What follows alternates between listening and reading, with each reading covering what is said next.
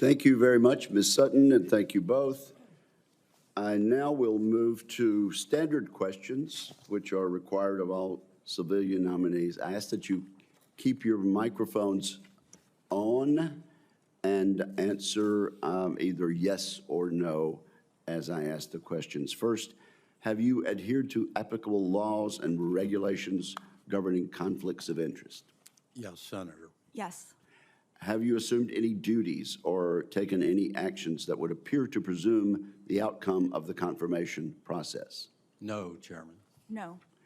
Exercising our legislative and oversight responsibilities makes it important that this committee, its subcommittees, and other appropriate committees of Congress receive testimony, briefings, reports, records, and other information from the executive branch on a timely basis.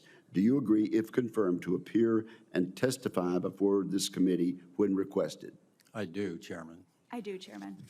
Do you agree to provide records, documents, and electronic communications in a timely manner when requested by this committee, its subcommittees, or other appropriate committees of Congress, and to consult with the requester regarding the basis for any good faith delay or denial in providing such records? I do, Chairman.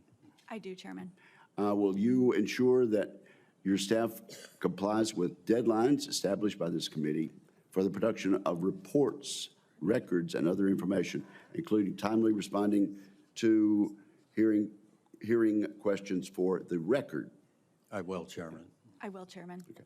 Will you cooperate in providing witnesses and briefers in response to congressional requests? I will, Chairman. I will, Chairman. Will those witnesses and briefers be protected from reprisal for their testimony or briefings? I will, Chairman. I will, Chairman. Okay, now we have completed the required questions, and now we will move to a series of questions, and each senator will be allotted 5 minutes. Mr. Tata, let's talk about recruiting qualified candidates for the military. Nearly 1/4 of soldiers recruited in 2022 failed to complete their initial contracts. These were supposedly qualified. They came into the service and did not complete their contract.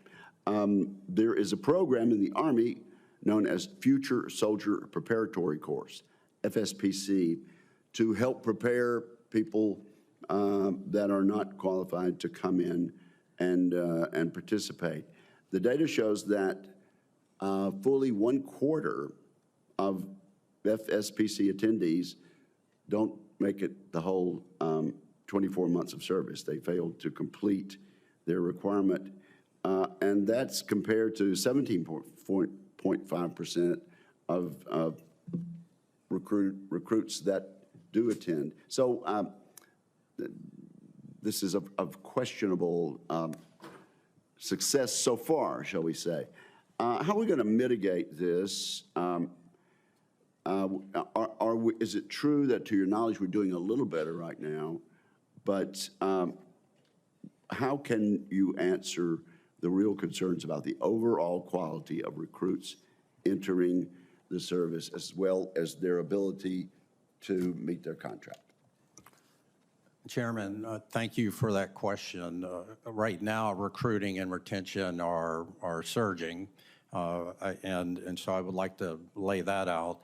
But to your point, we have 1 in 4 military-age men and women that are even eligible to join the service because of medical disqualification or other types of disqualifications.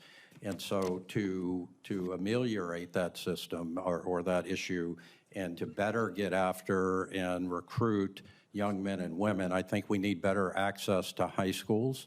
And I think we need other programs like the one that you're talking about that can help onboard and train and get the ethos, the warrior ethos, the ethos of service penetrating down to the high school level. I saw this as a school leader of 24 high schools in Raleigh, North Carolina, bringing in JROTC, which I know is not a recruiting tool, but also using other programs to help recruiters access high schools, I think is one of the key elements. Let me interject there. It's not a recruiting tool, but it is a citizenship builder for sure, is it not?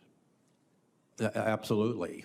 Creating citizens that understand the Constitution, that understand that we are a proud nation, I think is part of building that ethos that is we are trying to capture in the Department of Defense. We may ask you to expand on that on the record, but let me say that this committee in recent NDAAs has required the department to have more units of junior ROTC at high schools across the country, and we mean for that to be followed. Now, Ms. Sutton, how do we rank? How do you think we stack up against the axis of aggressors that we face in terms of cyber superiority?